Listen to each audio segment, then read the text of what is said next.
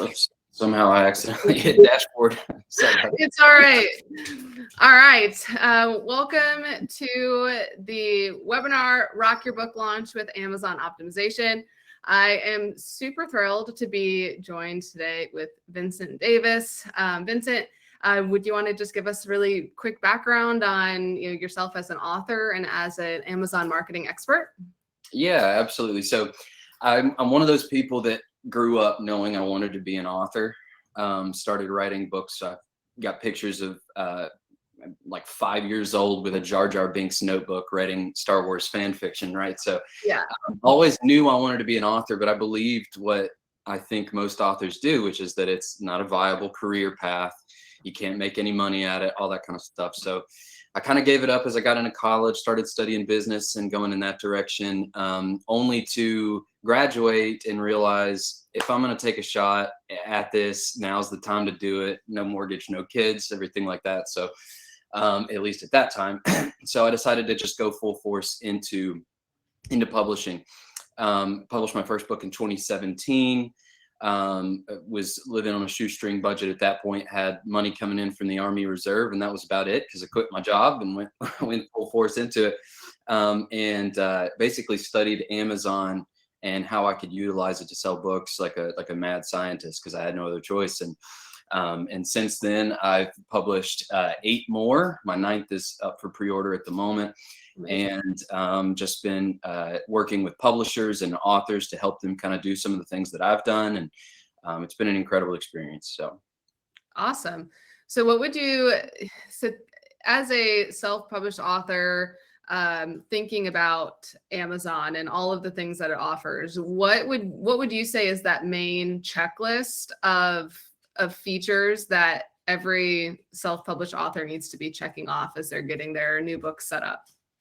Yeah, so the most important thing, I mean, really, it sounds so fundamental, but it's the cover design and the editing. And you would think that maybe on some level those things don't even need to be mentioned, but they really do, because a lot of authors, they kind of seek to, say where they can, which is an important aspect of this industry, right? This is where, if you are an author, especially on the self-published end, really across the spectrum, but especially if you're going indie, you are a business owner.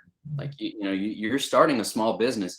And so, yeah, you want to save costs where you can, but those are the ones that you fundamentally can't mess up on. And I've experienced this myself.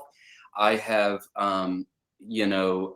seen it so many times over and over again. The cover design is one thing I've never missed on because that I always have worked with professionals. Never trusted myself to do that. And I think one of the mistakes that a lot of people make is they think that, oh, I'm really good at Canva, or I'm good at graphic design, or my neighbor or my cousin or whoever else, they're really good at graphic design. They make stuff for social media or whatever. All of that's great. But when you have a cover design, it's not an art project. It's a commercially, a global product, and it's the packaging for that product. And so you really need to work with a professional that understands genre conventions, the right types of font to use, because you've got this teeny tiny little thumbnail that's going to make up the vast majority of people seeing your book.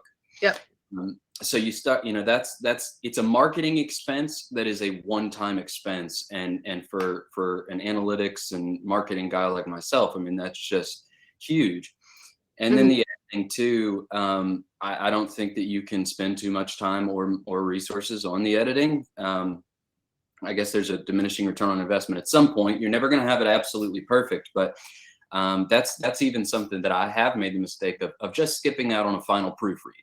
I've done content edits and copy edits and, spent thousands and thousands of dollars to get my books ready. But then, I would skip out on a final copy edit, and then there would be a handful of errors that make it through. And so obviously I could answer that question many different ways, but that's the one thing that, like, so many authors, they'll come to me or somebody like me and say, hey, my book's been out a few months or a few years even, it's not selling, I don't really know what to do. And a lot of times it's not getting visibility, there's a lot of other things, but it's like, if you miss on those front 2 portions, nothing else is really going to matter. Yeah. With the clients that you've worked with like when it comes to like Amazon ads. Have you had instances where you've changed the cover or worked with them to change the cover and see a difference in results come from that? Yeah, absolutely. There's been a handful of books that we've worked with that, and the good thing about Amazon ads for those that have used it or those that have never used Amazon ads is it gives you raw analytics. Yeah. It gives you data that you're not going to get really with any other method, where we can hop on a call a couple of weeks or months after we start our Amazon ads, and I can point directly and say the reason, we're getting a ton of impressions on the ads. That's the total number of times the ad shows up. A lot of people are clicking on those ads, but once they get there, they're not buying. And Mhm. so what a lot of people, if they don't really understand the analytics, then they might say, well, Amazon ads stink. They're no good. They're not going to work for me. Whatever else. It's a rigged game. You hear all kinds of stuff. But in reality, it's like the ads are doing their job. The ads don't sell the product. They just get people there. It's like a billboard. Yeah. If the billboard is directing people to the next fast food, place or whatever it is, it's not going to necessarily determine what they end up getting on the menu. It's just going to get them there.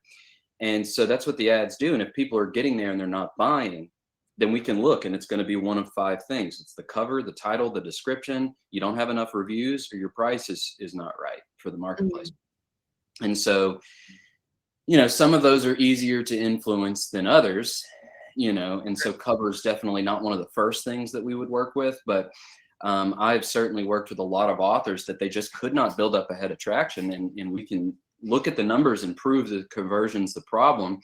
And then it's like, if we can get a cover that is actually, it fits the genre, it's attractive, all of the fonts are legible in that teeny little thumbnail, it can make a massive difference, not just in terms of the ads performance, but the book as a whole. And Yeah. I've seen new life breathed into books many times that way. Yeah, that's awesome. I think I do think it's funny. We forget a lot of the times when we're looking at Amazon and finding books there specifically, you do have that first thing you see is just the tiny little cover. Yeah. And how, sometimes using tiny font or font that's super thin and hard to read, that's all getting missed when it's in that thumbnail version. So I do think that's a really good point to call out for authors who are in the cover design phase, is like thinking, okay, how does this look when it's, this tiny little thumbnail that shows up on the screen? It's a little bit bigger when they click on the screen, or right when they go to the book page, it'll be a slightly larger thumbnail. But yeah, that first impression is the big thing. And another thing too, I've always said that clear over clever with a lot of marketing things, but especially cover design. So many people will be like, well, there was a butterfly that in chapter 7, which represents the main character's sister, and I really want that to be on there. That kind of thing. It's like, well, that's not going to mean anything to somebody who's just stumbling upon it. So like, one of the things that it's not just about having a prettier cover, right? In doing this, it's like, we want to make it 100% clear. More important than anything is that when somebody sees the cover and the title, immediately they recognize what genre the book belongs to and who the target market is. They might not be able to articulate exactly what that means, but like, if I'm looking for a devotional and I see one that has roses on the front cover, I'm going to assume it's probably not for me. Now, that's not to say that if I read it, I wouldn't enjoy it or get something out of it, but I can tell by the branding that it's not specifically geared towards me. So no matter what the genre is, we are conveying a ton of information with the title, the subtitle, and the cover in particular. And so that is the most important thing I think that we can do, is that as soon as somebody sees it, they need to be able to tell, is it fiction or is it nonfiction? Yep. Is it historical? Is it contemporary? Is it fantasy? Is it not? What is it? And all of that combined, you're going to have the packaging you need to thrive in the global audience. But without it, you're going to be shooting yourself in the foot. And every other marketing activity that you do from that point forward, whether it's social media, whether it's advertisements, promotions of any kind, you're going to be handicapped and kind of limited in terms of your total exposure. Yeah. I want to dive a bit more into the Amazon ad platform, because I feel like I'm on calls multiple times a week with authors who, I've tried that, didn't get anything out of it, or I feel like I've run some ads for a couple of weeks and didn't see anything come out of it. So I think that's a very common theme that comes up with authors. And so when it comes to ads, what are like some of the main components that, as you're putting together campaigns, whether it's for your own books or with the clients that you work with, what are those main components that are needed when you're setting up the campaign, and some of the best practices that go along with it? Yeah, so that's a really good point. And you're totally right that there's, Amazon ads, they're not inaccessible, right? They're not difficult to set up, which sometimes it's a good thing, right? Anybody can run Amazon ads. You don't need a marketing degree or something like that to be able to take advantage of it. But at the same time, sometimes it's how easy it is to access without having a lot of experience or research into it that can kind of be detrimental. So the first thing that I see people do is they give up way too quick. Yeah. In the Amazon ads, if you look into their, not the terms of service, but their help pages and stuff like that, they say straight up, you cannot trust the ad metrics for 2 weeks. You've got to let the ads run for at least 2 weeks. When I set up a new ad, I don't touch it, don't look at it, don't do anything for 2 weeks, because the data points are not matured yet in Amazon's terms, so that it might show that you've had this many impressions and you've had this many clicks and this many sales, but the numbers could actually be much greater, and it's just not reporting yet. It's very much, I don't know if up to the minute, but up to the hour. It's very quick reporting after that fact, but for the first couple of weeks, it takes some time. So I'll see a lot of people that I've spent $50 on ads over the course of the 2 weeks, and I've only sold 2 books and made $10. It's time to give up. And it's like, you really got to give it longer than that. But then the other thing too, I think, is being up to date on the trends of what types of ads are working. Yeah.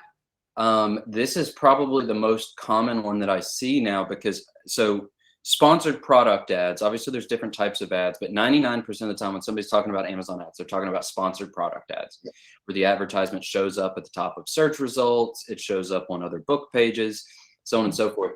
But there's different types of targeting within that ad. And so, like I said, started in 2017, and I've been full-fledged hours on Amazon per day for this entire length of time. And for a very long period of time, several years, the keyword ads was the primary driver for Amazon advertising. So you would put together lists of keywords, hundreds, even thousands of keywords, or up to 1,000, targeting various different phrases and words that you wanted your book associated with. I still run those sometimes. I run them for a lot of my authors. I run them sometimes for myself, just to be comprehensive.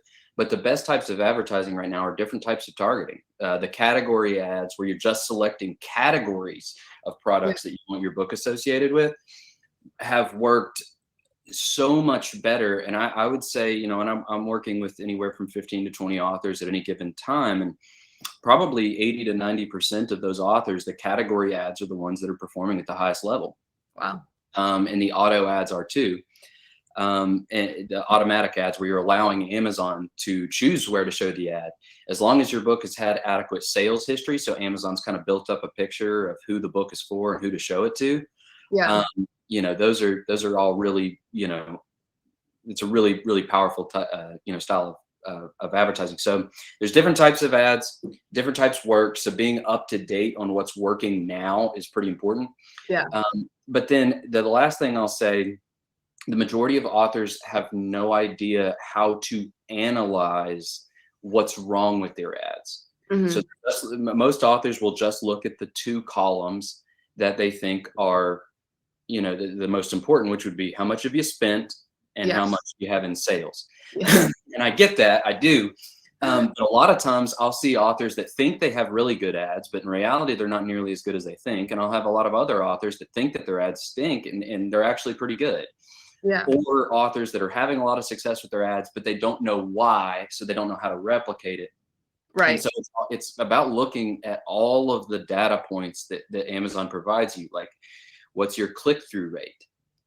So you've had this many impressions. how often are people clicking on the ad when they've seen it? Once they're there, how frequently are they buying? What's your Right. conversion rate? What's your average cost per click? I see that one all the time where people are like, I've sold, I've spent $100 and I've sold 10 books and maybe I've made 50. So these ads aren't working. Well, it's like, well, if you look at what you're bidding per click, so when somebody clicks on the ad, you have prearranged, you're going to pay Amazon, you're paying $1 per click.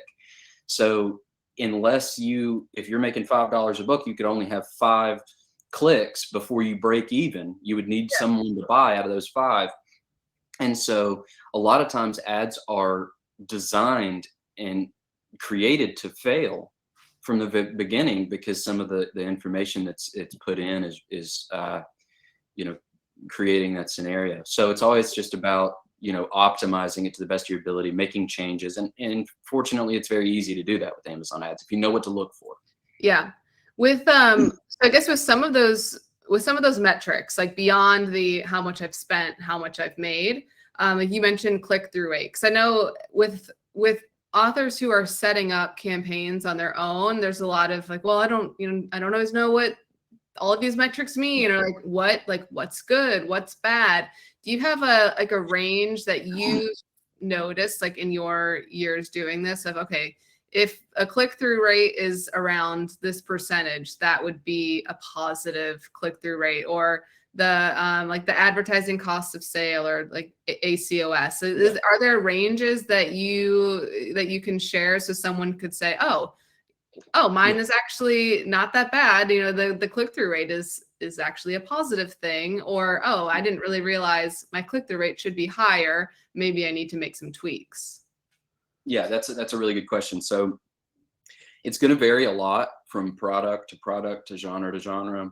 There's a lot of things that can influence this, but just to really speak in broad terms, like if I have to give something that I'm just like, I would say a click-through rate of 0.2 would be fine. Like I would be pleased with a 0.2% click-through rate or a 0.25% click-through rate. Sometimes I'll have authors that have a 0.5% click-through rate.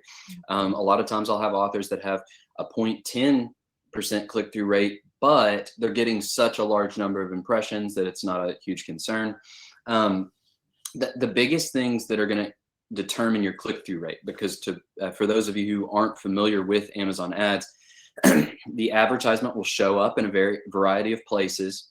It's called an impression whenever that ad is seen by a random shopper, and then they click on that ad. That's when we actually pay. So we don't pay for all of the impressions. We only pay when somebody clicks on the ad, and when they click on it, they're directed directly to the book page where they can then purchase. So the click-through rate is how often people are clicking on the impression, on the advertisement when it's seen. And so, in broad terms, I would say 0.2% would be pretty, I would be comfortable with that. Now, sometimes you'll see a click-through rate of like 0.05, and you're like, okay, so we might be generating a lot of impressions, but it's like running on a treadmill when we're just getting that few, a very low number of people that are clicking on the ad when they see it. And there could be a handful of things that I would do to diagnose that. The first would be, what's your targeting like, right? Mm-hmm. Because if you are writing a romance book and your cover and title are very much romance, but you're targeting like,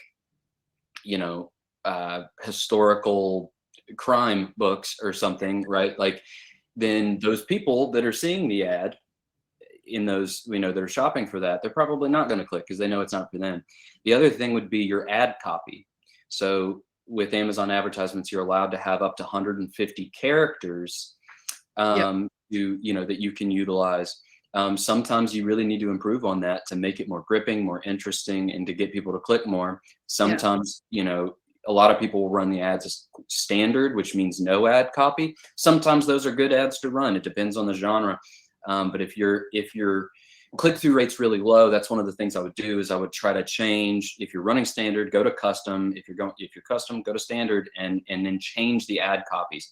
And you can actually set up, say, 3 or 4 of the same ads, use automatic targeting, takes 10 or 15 minutes to set them up.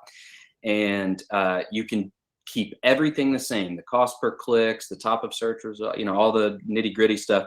But then the the one thing you can change is the ad copy. Yeah. Run for a month, and then you can see, okay, well, this particular ad copy had twice as many clicks. That's the one that I'm going to use for all of my ads. Yeah. For some of those other metrics, average cost of sale, essentially, if it's 100%, then you have in your sales column equals your spend column. So you've spent $100, you've made $100, then it would be 100% average cost of sale. I do look at that number, but not very much, because it's incredibly deceptive. The average cost of sale is, because that what you're seeing in the sales column is not how much you're actually pocketing. That is, it's made up of. So if I sell a book at $14.99, that's what's going to show up in the sales column. But of course, I'm only making $5 or so. So you can't really rely on that. Not to mention the fact that, so that's the downside. So sometimes it can be deceptively low. Sure. It says I have $100 in the sales column, but after you factor in all of, what Amazon's going to take, what the printing costs, I might walk away with 30. But on the other hand, there's a lot of other things that you get from Amazon ads that are not tracked there, like sell through. So if you sell a book through Amazon ads and then they end up going and buying the other books in my series or whatever, that's not going to show up there. If they download the book through Kindle Unlimited, I'm not going to see how many people have done that. So there's a lot of benefits of the ads that are not reported there. So it takes kind of a discerning eye, and it takes a little bit of experience to know, what to look for there. But as long as I'm breaking even with my ads, if I've spent $100 and I've actually pocketed $100, then I'm thrilled to continue running those, because I know that every sale begets further sales within the Amazon algorithms. That's just how it works. Yep. So I'm always comfortable with doing that, as long as I'm not really, putting myself in a really bad position of going into the red without some kind of strategic benefit to doing so, which sometimes there is. So I think what I'm hearing, and I think this is like standard across several different marketing strategies, is like testing out different campaign styles, testing out different ad copies, just to start seeing what might work for a certain author, maybe within a certain genre, or maybe it's even, maybe what works for one book that you've written may not work for the second book that you've written. Absolutely. So when it comes to testing, would you recommend just doing a test of every single, ad or targeting type? Do you recommend maybe just picking a few at a time to test? What do you think about how many campaigns someone should run? And then I do think then a follow-up question someone might have is, how much should, if you're going to be doing a lot of test campaigns, how much should you be budgeting then for each of those, just so you're not maybe overspending right away? Yeah. So the good thing is, most of the ads can run independently. So it's like if you set up 3 different ads with 3 different targeting structures, they're not going to be cannibalizing each other or something like that. So it's not like you have to create this austere environment to test every ad where there's no other ads running. The majority of the time, the basics that I do when I set up an advertising campaign, I will set up a category ad where I'm picking the categories I want the advertisement to target to. I'll set up a keyword ad where I'm choosing hundreds, maybe, several hundred generally, keywords, phrases that someone might type in to find a book like this one. I'll do an ASIN ad, ASIN, it's Amazon Search Indicator Number, where you're just targeting individual products. So if my book is a romance book, then maybe I'm going to choose 10 or 15 Nicholas Sparks books that I'm going to target with an ASIN ad. And generally I'll do 100 or 200 products that way. And then I'll also do an automatic ad, where those are the easiest to set up. They only take 10 or 15 minutes to set up, because you're letting Amazon do the heavy lifting. And so sometimes those can actually be your best ads. They don't always work out as well for authors that are just starting out, and therefore Amazon doesn't know who the readers are really for that book. But if you have any kind of established sales record where Amazon has 50, 100 or more, various purchases, that they can be like, oh, people that read Aaron's book also read blank, then we can show to them. Those can be great ads too. So that's where I start, is typically with those 4. leave them up for 2 weeks and don't touch them. And then I circle back after that, and there's all kinds of changes that can result from what we're seeing in the ad metrics. So, in terms of the budget, I tell folks I do not worry too much about the daily budget. The mass majority of my ads, I have a $10 a day budget or a $15 a day budget. If I actually spent my full exposure, I would be spending thousands a month, and I'm certainly not doing that. It's always a big concern when people are setting it up because they're like, well, I don't want to be spending $10 a day. Right. And there's 300 a month, and then if you've got 5 different ads running, then you're talking $1,500 a month. So yeah, I do $10 a day as my daily budget. You very, very rarely are going to get anywhere close to that point. But you'll see, on the other hand, people might do $1 a day as their daily budget to try to max or minimize how much their exposure is. But the problem is, when you do that, let's say you're spending 20 cents a click, right? Then you can only have 5 clicks in a day before your ads are shut down. And it's probably going to shut down at about 3 or 4 clicks because you're getting close to your budget, and then Amazon's going to start throttling them so you don't spend more than your limit. So I always go high on the daily budget, higher than I think that I have an actual risk of spending. What I'm concerned about is my monthly budget. Yeah. And you create that within the portfolios. You create a portfolio, you add all of the ads for that particular book, or, you could break it down into all kinds of different portfolios, but majority of the time I'll create a portfolio for one particular book. I'll put all of the advertisements that are for that book into that portfolio, and I'll set the budget with whatever I'm comfortable with. I would say the majority of my authors start at $100 a month. That doesn't even guarantee you actually spend the full 100. You might spend 10 at the end of the first month, but whatever your budget is, it just ensures you do not go over that. Yeah. And then if you want to raise it as you go along, you can do that in real time. Just bump it up anytime. If you're spending $1 and making 2 back, then just keep on increasing it. So I've had a lot of authors that we started out with 100, and by the end of 3 or 4 months, we're at 500 because we just keep bumping it up, because the numbers are saying, hey, we can increase what we're willing to spend. We will spend more, but we're making more in return, so that justifies it. But I think starting out with somewhere in the ballpark of $100, $200, depending on how aggressive you want to be, you can start with 50. There's a lot of types of advertisement out there that if you're not spending hundreds or even thousands of dollars on it, it's just not worth it. Yeah. Amazon ads is not one of those things, in my opinion. I think if you were running ads for $20 a month, it would still be better than not running any ads at all. It's still going to be generating visibility and traction for your book that you wouldn't get otherwise. Yeah. Yeah, that's a great perspective. To pivot a little bit so with Amazon ads, as we're just kind of talking about, it's kind of a paid feature, although not necessarily like a high price tag if you don't want it to be. But let's talk a little bit about some of the organic optimization that can be done on Amazon, because I know that can be a huge piece, just for authors who aren't maybe ready to take the Amazon ads step, but want to make sure that this page is optimized for organic search. So can you talk a little bit about what steps you take when it comes to the organic optimization? Yeah. So the very first thing that you do, and it's so important, and it is totally missed by the majority of authors and publishers I work with, to be frank. Because there's not there's a lot of articles and blogs and videos out there that cover some of these topics, but Amazon themselves are not making it abundantly clear exactly what we're supposed to do. Yeah. So the metadata is huge. And so if you're publishing through KDP, which the majority of self-published authors will probably use that in some way or another, you're allowed to have up to 7 keywords.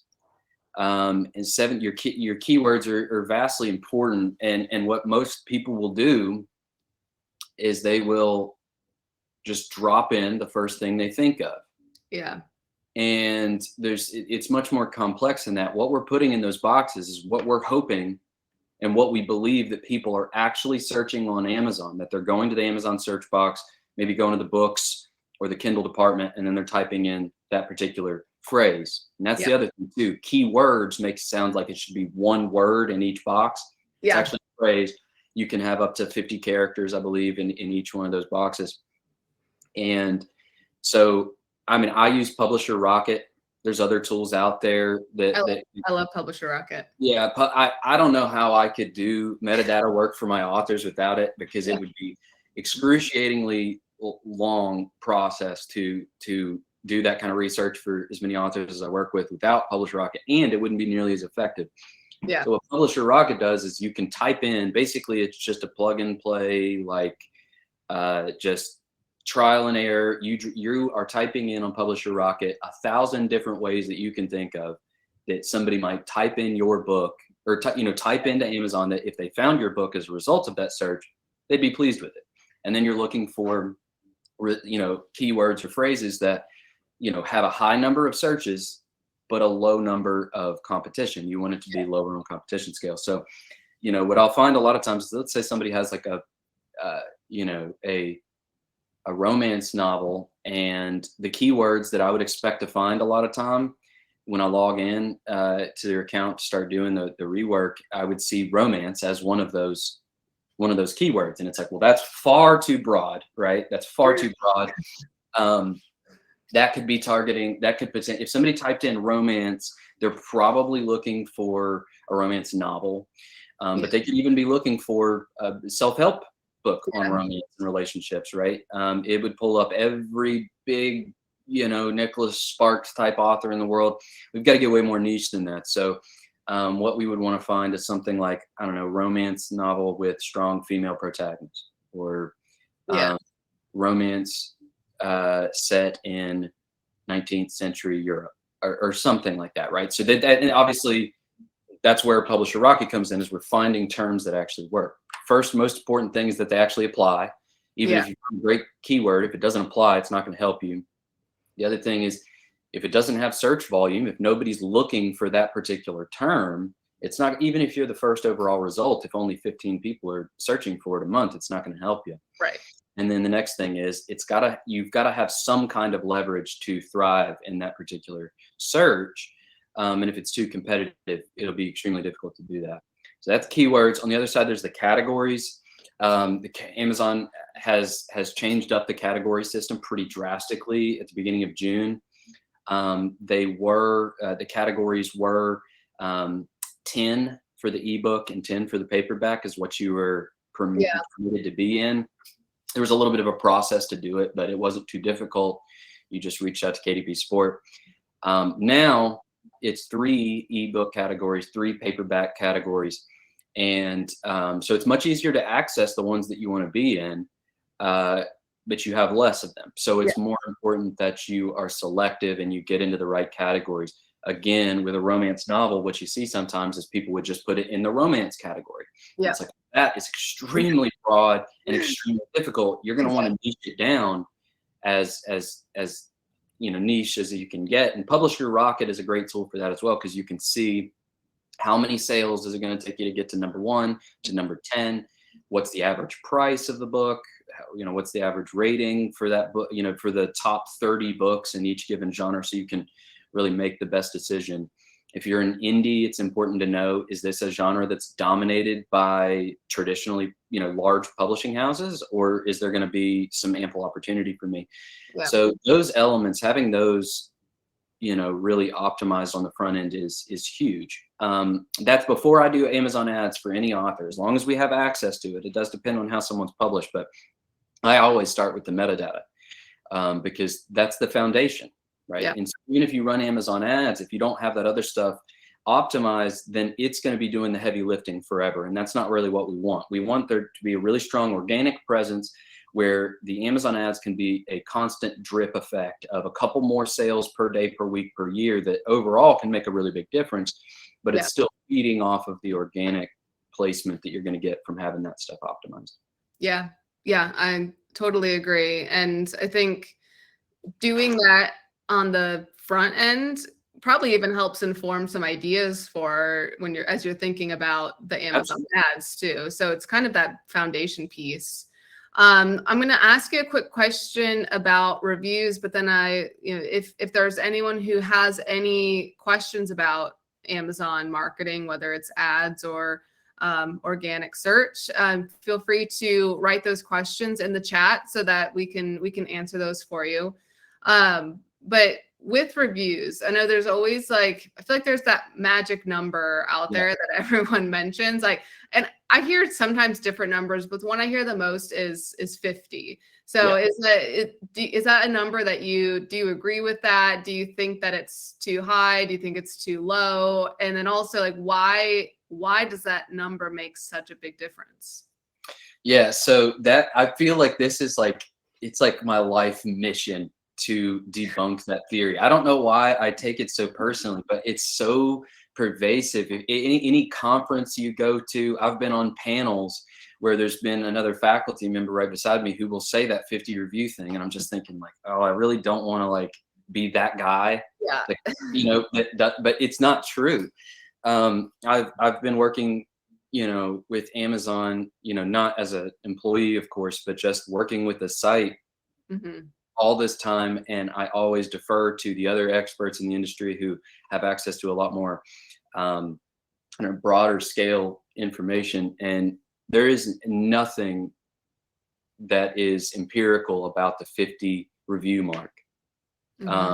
There is no magic number, and it's really, I mean, if somebody wants to set a goal of 50 reviews, I think that's a great goal. There's nothing wrong with that.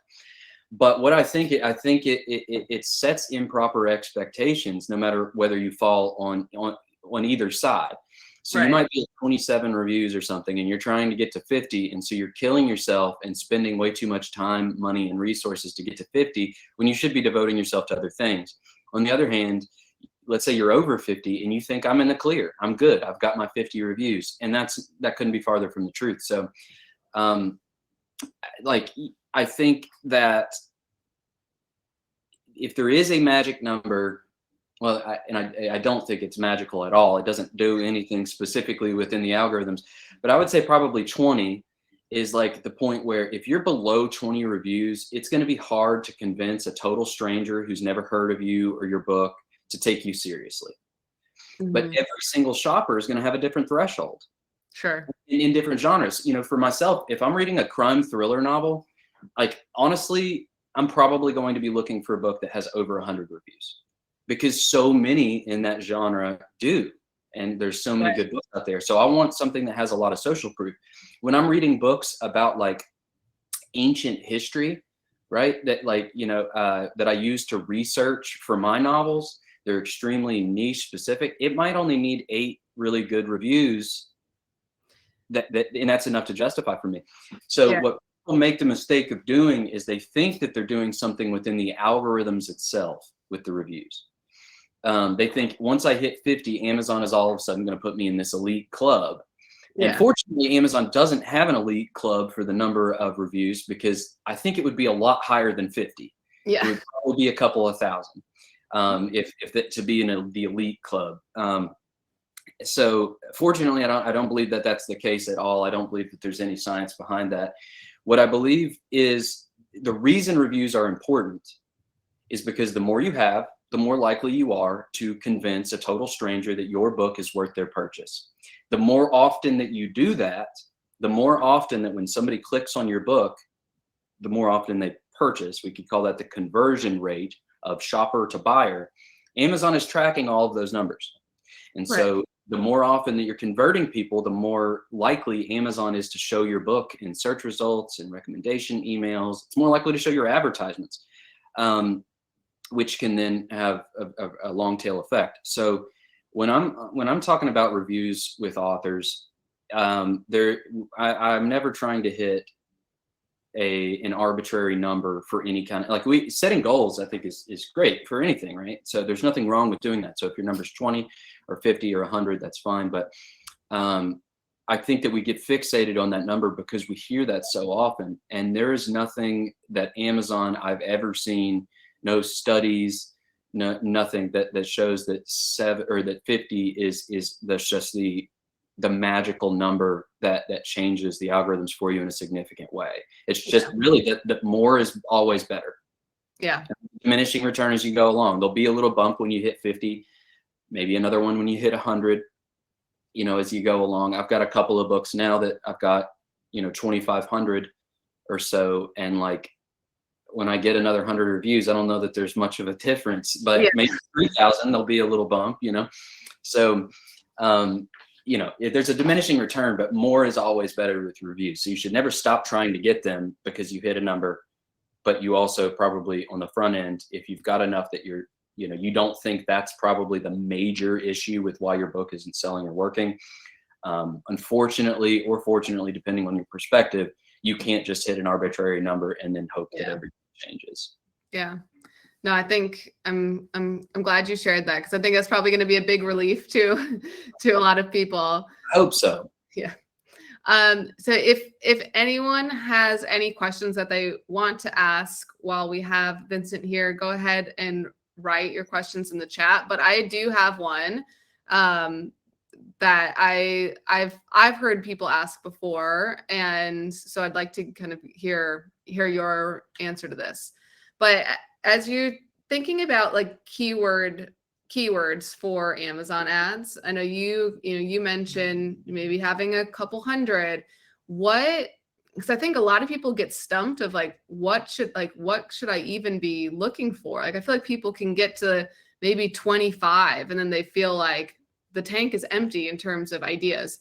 So what's your process, or what's your advice for authors who are going to be running their own Amazon ads, who are just kind of hitting a wall when it comes to thinking of potential keywords for their ad campaign? Yeah, it's a really good question. So the first thing is I keep a spreadsheet that I utilize when I'm researching the metadata. So anything I think is even remotely a possibility for the 7 metadata keywords, I'm saving those in a spreadsheet along with a column that donate, you know, how many searches it has and how competitive it is. And I don't even care how competitive it is, right, for Amazon ads, because we're not limited to 7, we're limited to 1,000. So if it's even remotely in the ballpark of something I'm interested in, if it applies to the book, I'm using that. Yeah. But then with keywords, I think we are only limited by our creativity in terms of what we can use for that. And you know, if you can shake a few things loose, it becomes pretty easy to you know, to generate a lot. Because really, and also another thing to think about too, is one keyword is really 3 keywords in some ways. So if I use the term Bible study on prayer or something, if I used Bible study on prayer, I could submit that as a broad keyword, which means if somebody's typing something even remotely similar to that, the ad might show up. I could do phrase, where let's say they did prayer Bible study, right? So the words are in different orders, not all of them are there, but it's very, very close. That's phrase, it could show up for that. Or there's also exact targeting, where they have to type in the exact same thing. It's have a higher likelihood of showing up for that term. So really every keyword is 3 keywords if you want to use all of those types of targeting. But then it's really, and you can use other authors' names in those in Amazon ads. You can't do that in your 7 metadata keywords, obviously, but in Amazon ads, you can use other authors' names. You could use the series names of their books, the individual book titles. You could do keywords like books like Colleen Hoover, books like J.K. Rowling, you know, whatever it is. You can do, you know, those sorts of things. But then I think it's also just, how would people type for your book, right? What would they possibly type in? And so you can use a lot of different adjectives, different aspects of the book, whether it's time period or the types of characters in the book, or if it's nonfiction, it's like, what are the pain points, right? So if your book is about female empowerment, then using words like, you know, overcoming shame or finding hope or whatever it is, right? Yeah. And so you can really shake a lot of things loose. Sometimes that does happen where you're just like completely stumped. But I keep a spreadsheet where I'm just jotting down anything that I can think of. And then you can get a couple of hundred keywords pretty quick, especially when you're timesing everything by 3, just by slightly different variations for how you might be typing something in. that if somebody typed that in, they would find your book, and they would find that that was an adequate result for their search. Yeah. Excellent. So, I mean, I think one thing that I believe, and I think that this is something that you would agree with too, is that any author has the potential and the ability to run a successful Amazon ad campaign, get their optimization set up successfully. But if for someone who maybe doesn't have the time to do that, do you want to share a little bit more about what you're providing for authors in terms of Amazon marketing services? Yeah, so I really have two main paths that authors go through when they're working with me. I do offer a managed service where authors hire me to do all the various aspects of Amazon marketing that we've discussed today, and some that we haven't even touched on. But you know, the metadata, Amazon ads, running a price promotion on the ebook, kind of being a strategic advisor on those aspects, and a lot more, where I would be hands-on in the account doing everything. Authors are welcome to be involved, but they're not required to be. I do offer that service to a lot of authors. I work with a lot of different folks. And for a lot of folks, like, especially like you mentioned, you know, for people that just simply don't have the time or they don't want to learn it, that can be a great option. For on the other side, and this is really where I push people to, if it makes sense, is more of the coaching route, where we're walking through the process together, but it's the teach a man to fish principle, where I really think, especially if somebody would like to be in this industry, they would like to publish more books in the future. Learning how to do these things is extremely important. Now, of course, you can learn how to do a lot of this on your own. There are phenomenal resources out there, podcasts, YouTube videos, articles, whatever, that can walk you through a lot of this, but that can take a lot of time to try to learn it on your own, not to mention the fact that there can be a lot of conflicting information, or information that appears like it would apply to you, but it really doesn't.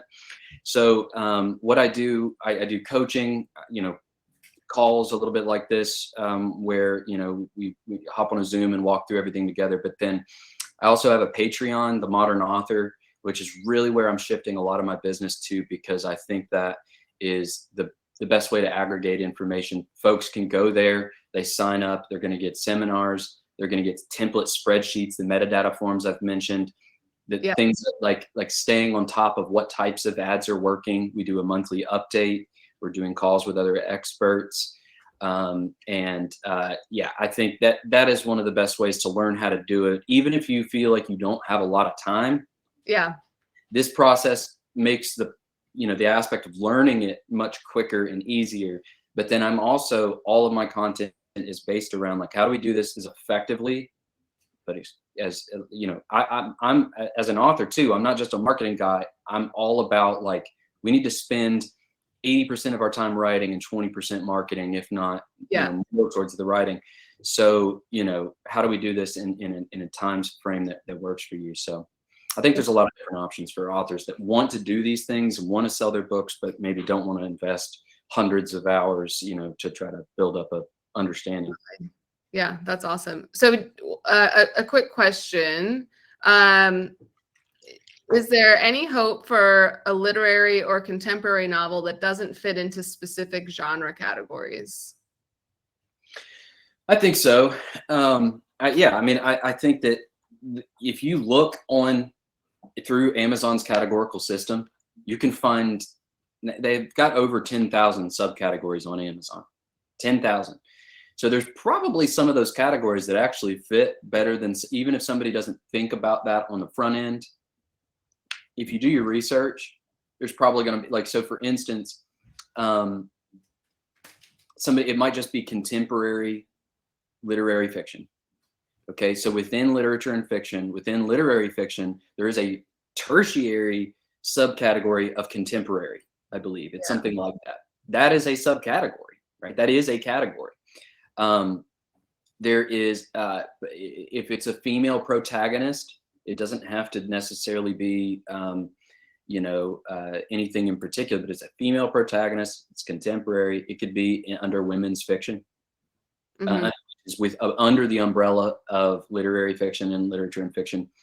You know, there's and I see there a novel narrated by a dog. Okay, I guarantee you that there's categories that have something to do with pets within that umbrella. I mean, the number of subcategories is shocking, and Amazon's creating new ones all the time.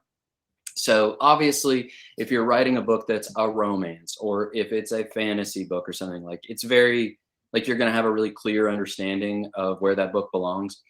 I know that not everybody has that, you know, that aspect of things where it's really cut and dry. Right.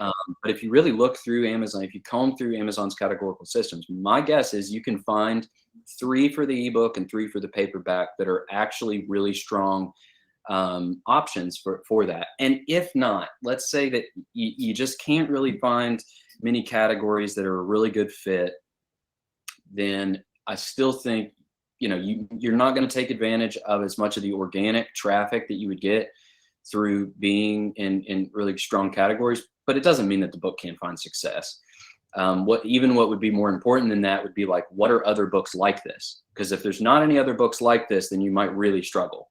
But if there is a marketplace for the book, you're like, well, yeah, I don't really know exactly what categories it applies to, but books A, B, and C, or authors A, B, and C, there's a really good fit. If somebody reads their books or that book, they would also like mine. You can still, you know, use them in terms of your targeting with your ads and things like that, and still find a lot of success, even without it fitting really neatly into a category.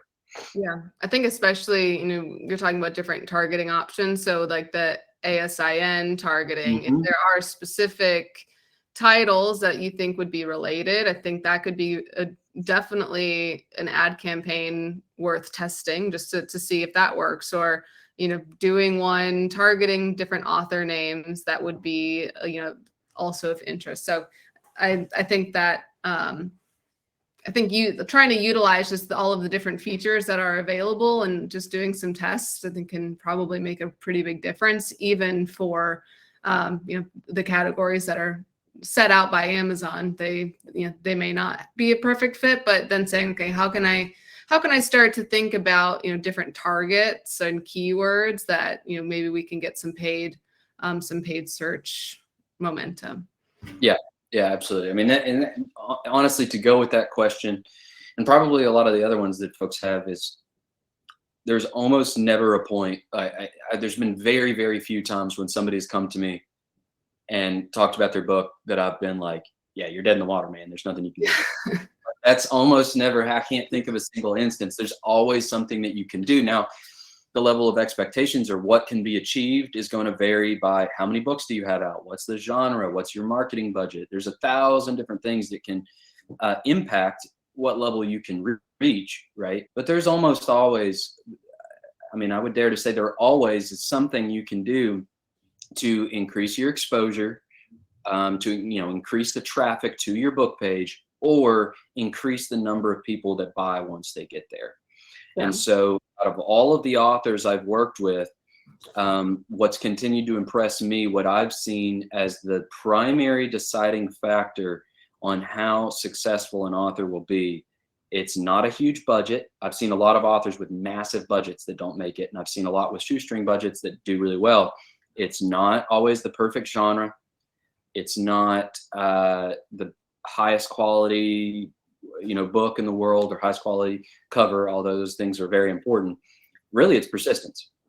Cliche as that sounds, like, if somebody is like, they can, you know, they have that mindset of marathon, not a sprint. They do it for 3 months. They don't achieve what they hope to. They look at the analytics. They decide what factors are not working optimally. They make the changes necessary, and then they continue. And then on top of that, continuing to publish more books, because nothing will sell a book more than publishing your next book. Just plain and simple. I've seen it time and again.